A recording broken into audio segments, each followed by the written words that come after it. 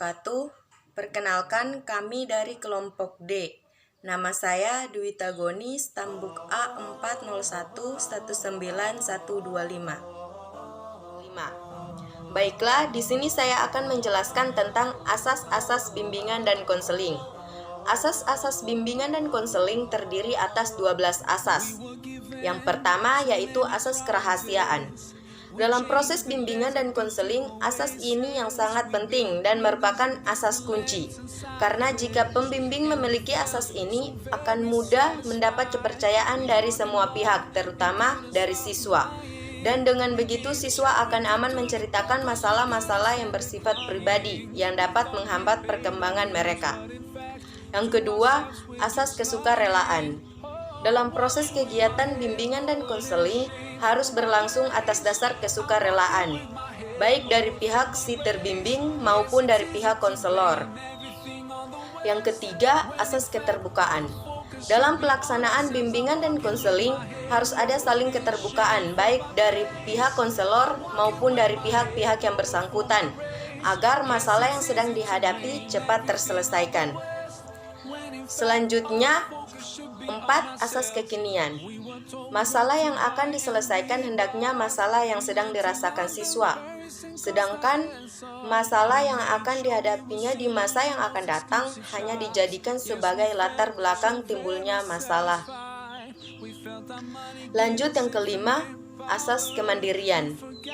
Asas ini dilakukan agar siswa memiliki pribadi yang mandiri dalam memecahkan masalah atau tidak tergantung kepada orang lain dan mandiri dalam mengambil keputusan.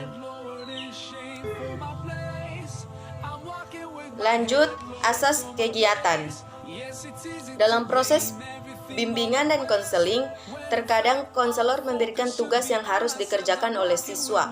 Karena bila siswa tidak melakukan kegiatan tersebut, maka usaha bimbingan tidak memberikan hasil yang berarti. Oleh karena itu, untuk mencapai tujuan bimbingan, siswa harus mampu melakukan kegiatan tersebut. Sedangkan konselor hanya berusaha mendorong agar siswa mampu melakukan kegiatan tersebut. Yang ketujuh, asas kedinamisan. Usaha pelayanan, bimbingan, dan konseling menghendaki terjadinya perubahan pada diri siswa yang bersifat pembaharuan. Selanjutnya yang ke-8, asas keterpaduan. Untuk terselenggaranya asas keterpaduan, konselor perlu mengadakan kerjasama dengan orang-orang yang dekat dan mengetahui perkembangan diri siswa. Dalam hal ini, peranan guru, keluarga, dan siswa lain sangat menentukan demi teratasinya masalah yang dihadapi siswa tersebut. Lanjut, 9. Asas kenormatifan. Usaha bimbingan dan konseling harus sesuai dengan norma-norma yang ada sehari-hari. Jika masalah yang dihadapi siswa adalah masalah yang melanggar norma, maka konselor harus mengarahkan siswa ke arah yang sesuai dengan norma yang berlaku. Yang ke-10, asas keahlian. Pelayanan bimbingan dan konseling harus dilakukan oleh tenaga-tenaga ahli yang profesional, karena usaha bimbingan dilakukan secara teratur dan sistematis dengan menggunakan teknik dan alat yang memadai. Yang ke-11, asas alih tangan. Jika konselor sudah berusaha membantu siswa memecahkan masalah yang dihadapi, ternyata tidak berhasil, konselor harus mengalihkan masalah tersebut kepada orang yang lebih ahli. Asas ini bertujuan untuk mengingatkan konselor bahwa masalah yang ditangani harus sesuai dengan kewenangan petugas yang bersangkutan. Dan yang terakhir yaitu asas Tutwuri Handayani. Asas ini bertujuan agar pelayanan bimbingan dan konseling dirasakan banyak manfaatnya oleh siswa, bukan pada waktu siswa mengalami masalah saja, tetapi di luar proses bimbingan harus ada manfaatnya. Perkenalkan, nama saya Firda Ayu Lestari, stambuk A40119126. Selanjutnya saya membawakan materi mengenai bidang bimbingan dan konseling di sekolah dasar. Yang pertama, bidang bimbingan pribadi. Bimbingan pribadi yaitu bidang layanan yang membantu peserta didik dalam memahami, menilai, dan mengembangkan potensi dan kecakapan, bakat dan minat, serta kondisi sesuai dengan karakteristik kepribadian dan kebutuhan dirinya secara realistik. Bidang bimbingan pribadi bertujuan untuk membantu peserta didik dalam mengenal diri sendiri agar dapat menjadi pribadi yang baik dan dapat mengambil keputusan tentang dirinya sendiri. Pelayanan bimbingan dan konseling membantu siswa sekolah dasar menemukan dan memahami serta mengembangkan pribadi yang beriman dan bertakwa terhadap Tuhan Yang Maha Esa, mandiri, aktif, dan kreatif, serta sehat jasmani dan rohani. Selanjutnya, bidang bimbingan sosial. Bimbingan sosial yaitu bidang pelayanan yang membantu peserta didik dalam memahami dan menilai serta mengembangkan kemampuan hubungan sosial yang sehat dan efektif dengan teman sebaya, anggota keluarga, dan warga lingkungan sosial yang lebih luas. Bidang ini bertujuan membantu peserta didik memahami diri, kaitannya dengan interaksi dirinya dengan lingkungan, dan etika yang didasari dengan budi pekerti luhur dan tanggung jawab sosial. Pelayanan bimbingan dan konseling membantu siswa dalam proses sosialisasi untuk mengenal dan berhubungan dengan lingkungan sosial yang dilandasi budi pekerti luhur dan rasa tanggung jawab. Selanjutnya, bidang bimbingan belajar. Bimbingan belajar yaitu bidang pelayanan yang membantu peserta didik mengembangkan kemampuan belajar dalam rangka mengikuti pendidikan sekolah ataupun madrasah dan belajar secara mandiri. Bidang ini bertujuan membantu peserta didik dalam mengenal, menumbuhkan, dan mengembangkan diri, sikap dan kebiasaan belajar yang baik untuk menguasai pengetahuan dan keterampilan sesuai dengan program belajar di sekolah. Pelayanan bimbingan dan konseling membantu siswa sekolah dasar mengembangkan kebiasaan belajar yang baik dalam menguasai pengetahuan dan keterampilan serta menyiapkannya untuk melanjutkan pendidikan pada tingkat yang lebih tinggi. Yang keempat, bidang bimbingan karir. Bimbingan karir yaitu bidang pelayanan yang membantu peserta didik dalam memahami dan menilai informasi serta memilih dan mengambil keputusan karir. Bidang ini bertujuan membantu peserta didik mengenal dunia kerja agar dapat menentukan kemana selanjutnya mereka akan melangkah setelah lulus dan mengetahui potensi diri yang dimiliki agar dapat diterapkan dengan kehidupannya serta dapat membaca peluang karir yang tersedia di lingkungan sekitarnya. Dapat disimpulkan bahwa bimbingan karir adalah suatu upaya bantuan terhadap peserta didik agar dapat mengenal dan memahami dirinya, mengenal dunia kerjanya, mengembangkan masa depan sesuai dengan bentuk kehidupan yang diharapkannya, mampu menentukan dan mengambil keputusan secara tepat dan bertanggung jawab.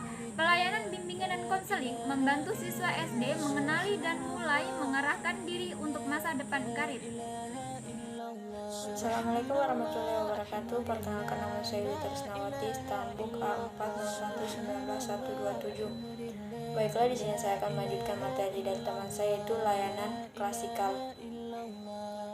Bimbingan klasikal adalah layanan dasar bagi siswa yang berjumlah antara 30 sampai 40 orang.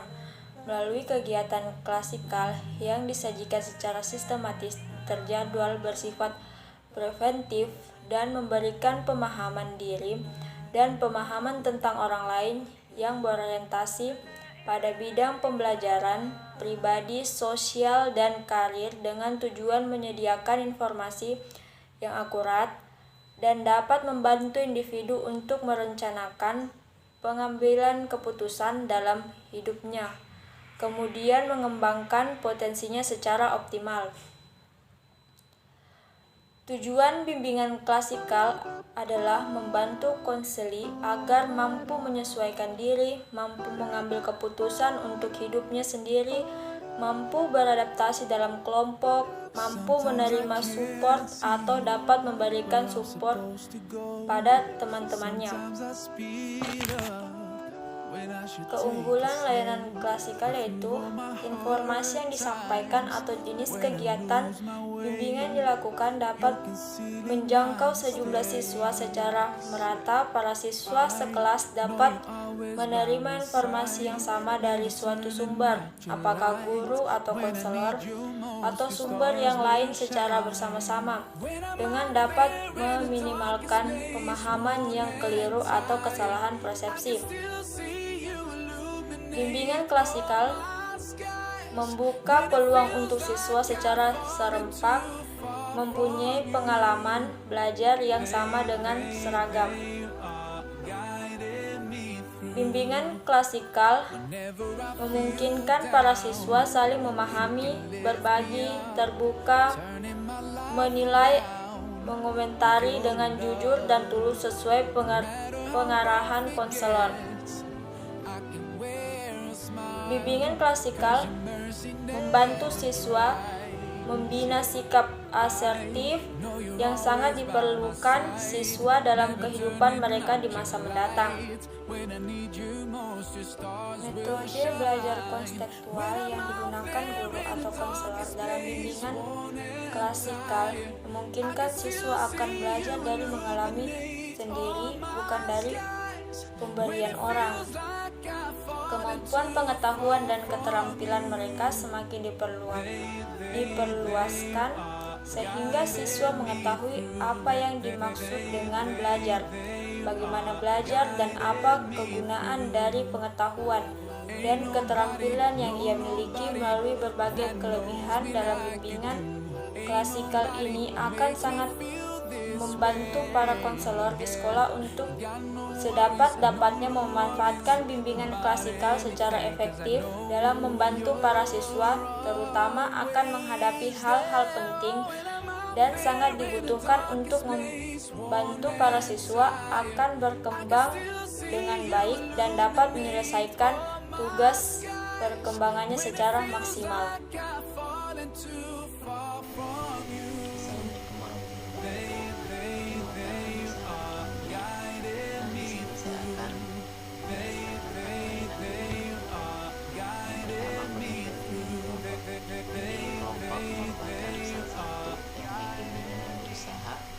Membantu individu agar dapat mencapai perkembangannya secara optimal sesuai dengan kemampuan, bakat, minat, serta nilai-nilai yang dianggapnya dan dilaksanakan dalam situasi kelompok. Bagian kedua, tujuan bimbingan kelompok. Secara umum, bimbingan kelompok bertujuan untuk membantu para siswa yang mengalami masalah melalui prosedur kelompok.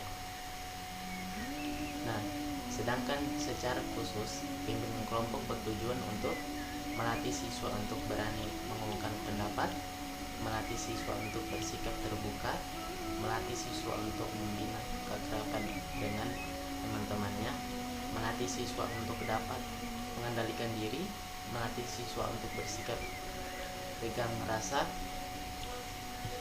melatih siswa untuk memperoleh keterampilan sosial, dan melatih siswa untuk mengenali dan memahami dirinya.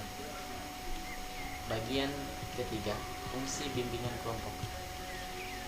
Menurut Sukardi, fungsi utama layanan bimbingan yang didukung oleh bimbingan kelompok ada dua, yaitu fungsi pemahaman dan pengembangan, dengan penjabaran sebagai berikut. Fungsi pemahaman, yang fungsi bimbingan dan konseling membantu konseling agar memiliki pemahaman terdapat dirinya atau potensial dan lingkungannya, atau juga pendidikan, pekerjaan, dan norma agama. Dan yang kedua, fungsi pengembangan, yaitu fungsi pengembangan dan konseling yang sifatnya lebih proaktif dan dari fungsi-fungsi lainnya. Konselor senantiasa merupakan untuk menciptakan lingkungan belajar yang kondusif, yang memfasilitasi perkembangan konseling. Bagian ketiga, asas-asas bimbingan kelompok. Menurut Prayitno. Asas-asas dalam bimbingan kelompok meliputi asas keterbukaan, yaitu asas bimbingan kelompok yang menghendaki agar anggota kelompok untuk bersikap terbuka dalam memberikan informasi. Asas kesukarelaan, asas bimbingan kelompok yang menghendaki para peserta anggota kelompok untuk sukarela dalam mengikuti kegiatan. Asas kekinian, yaitu segala sesuatu yang terjadi dalam bimbingan kelompok, topik bahasan bersifat sekarang maupun masa terjadinya. Asas kenormatifan, yaitu asas yang menghendaki tata karma dan cara berkomunikasi yang baik dan masih dalam batas norma yang berlaku. Nah, itulah sedikit penjelasan dari saya. Saya ucapkan terima kasih. Perkenalkan, nama saya Nur Faiza, Stambuk A401-19130. Baiklah, di sini saya akan menjelaskan tentang layanan konseling kelompok. Pengertian layanan konseling kelompok. Layanan konseling kelompok adalah suatu proses pribadi yang dinamis, terpusat pada pikiran dan perilaku yang disadari, dibina dalam suatu kelompok kecil, mengungkapkan diri kepada sesama anggota dan konselor, di mana komunikasi antar pribadi tersebut dapat dimanfaatkan untuk meningkatkan pemahaman dan penerimaan diri terhadap nilai-nilai kehidupan dan segala tujuan hidup, serta untuk belajar berperilaku tertentu ke arah yang lebih baik. Tujuan konseling kelompok yaitu yang pertama, melatih siswa agar berani bicara di depan orang banyak. Yang kedua, melatih siswa dapat bertoleransi dengan temannya. Yang ketiga, mengembangkan bakat dan minat masing-masing. Yang keempat, mengentaskan permasalahan-permasalahan yang dihadapi kelompok. Yang kelima, melatih siswa untuk berani melakukan sharing dalam kelompok. Materi layanan konseling kelompok. Yang pertama, pemahaman dan pengembangan sikap, kebiasaan, bakat, minat, dan penyalurannya. Yang kedua, pemahaman kelemahan diri dan penanggulangannya. Yang ketiga, perencanaan dan aktualisasi diri. Keempat, mengembangkan kemampuan berkomunikasi, menerima atau menyampaikan gagasan, ide, opini, dan perilaku yang berhubungan nasional.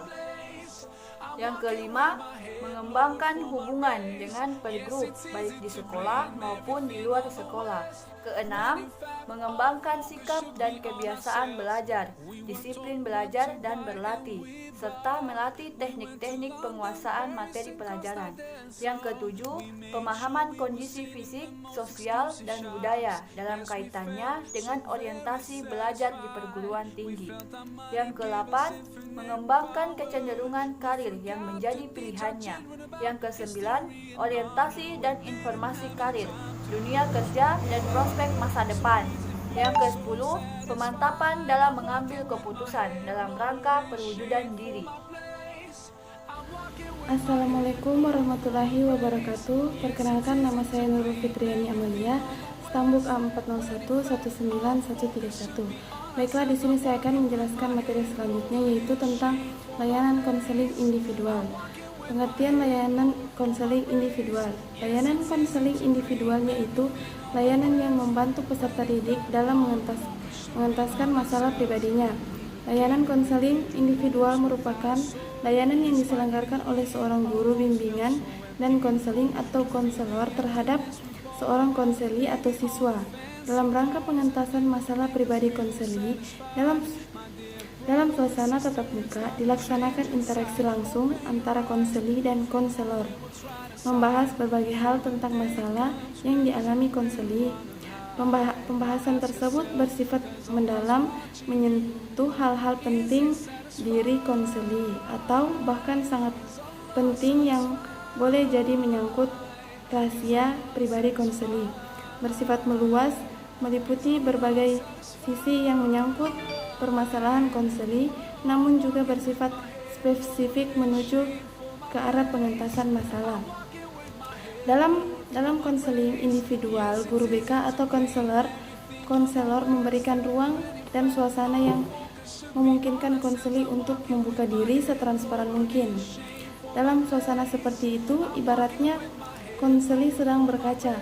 Melalui kaca itu, konseli memahami kondisi diri sendiri dan lingkungannya, serta permasalahan yang dialami, kekuatan dan kelemahan yang dimiliki, serta kemungkinan upaya untuk mengatasi masalah itu.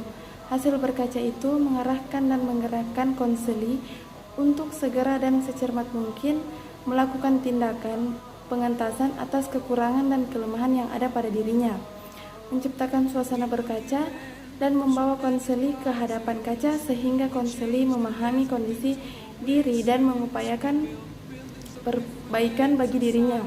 Seringkali tidak mudah. Untuk itu, guru BK perlu melengkapi diri dengan berbagai teknik konseling, baik itu teknik umum untuk pengembangan proses konseling maupun teknik khusus untuk intervensi dan pengubahan tingkah laku konseling.